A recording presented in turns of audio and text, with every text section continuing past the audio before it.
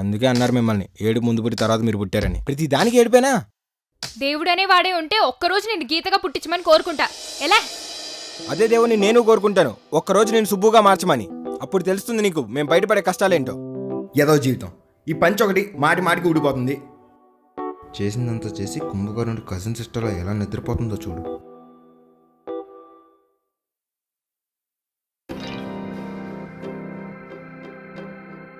Good morning Hyderabad.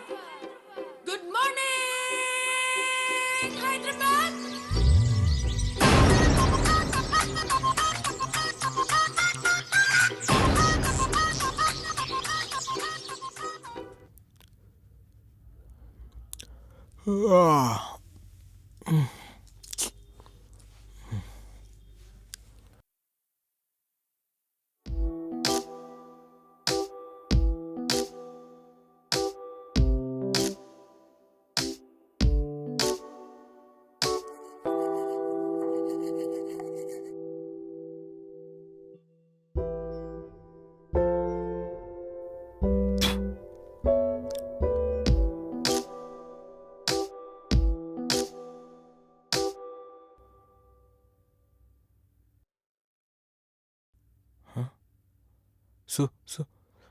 గీత!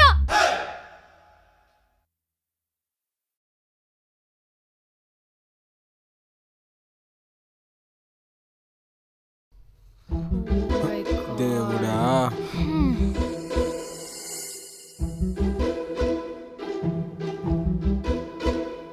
ఏంటి సుబ్బు ఇలా అయిపోయింది? అది నోరా నాలానా? ఇలా అంటే అలా జరిగిపోయింది.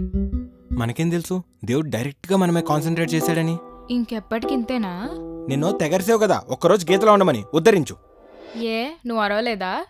ఒక్కరోజు అనుకున్నాగా, చూద్దాం రేపేమవుద్దో. పద, ఆఫీస్ టైం అవుతుంది. హే, ఆ బాత్రూంలోకి నేను వెళ్తా, ఈ బాత్రూంలో నువ్వు వెళ్ళు. ఈ డ్రెస్ ఏంటి, నేనేంటి? పర్ఫెక్ట్. హే, ఆ డ్రెస్ ఏంటి? దీనికేమైంది? బానే ఉందిగా. నువ్వు గీతవి, అది అర్థమవుతుందా? అయితే పదా, ఎలా పడితే అలా తయారై వెళ్ళిపోదామనే. ఏ ఆగు, ఏంటిది? గీత అంటే ఆ మాత్రం స్టాండర్డ్స్ మెయింటైన్ చేయాలి. నీ బొంద, ఇదొకటి మళ్ళీ బుడబొక్కలు. ఓకే, చేపట్టు. అరే మళ్ళీ ఏంటిది? హ్యాండ్ బ్యాగ్ అలాగే మోయాలి. పదా. అరే గీత, లాక్కు.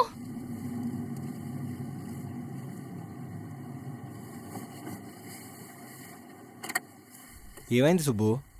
ఆగు, ఏదో తగులుతుంది. ఎవడో డాష్ ఇచ్చినట్టున్నాడు. సర్వీసింగ్ బొక్క.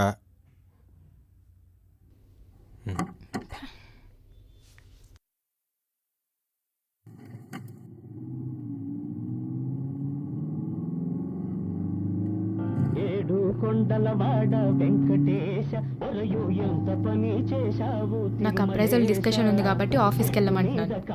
నేను అన్నీ ఫిల్ చేసేసాను. వాడు ఏం అడిగినా ఎస్ ఎస్ అని మాత్రమే చెప్పు. నాకు ప్రొడక్షన్ లైవ్ ఉంది కాబట్టి ఆఫీస్కి వెళ్ళాల్సి వస్తుంది. అన్నీ ఫిక్స్ చేసి పెట్టేశాను, నువ్వు జస్ట్ వెళ్ళి కనిపించి చాలు. అక్కడికి వెళ్ళి నీ తొక్కలో తెలివితేటలు చూపించుకో. వాళ్ళు చేసేది అటు ఇటు తిరిగి 4 కాఫీ తాగి రావడమే కదా, దానికి మళ్ళీ బిల్డప్.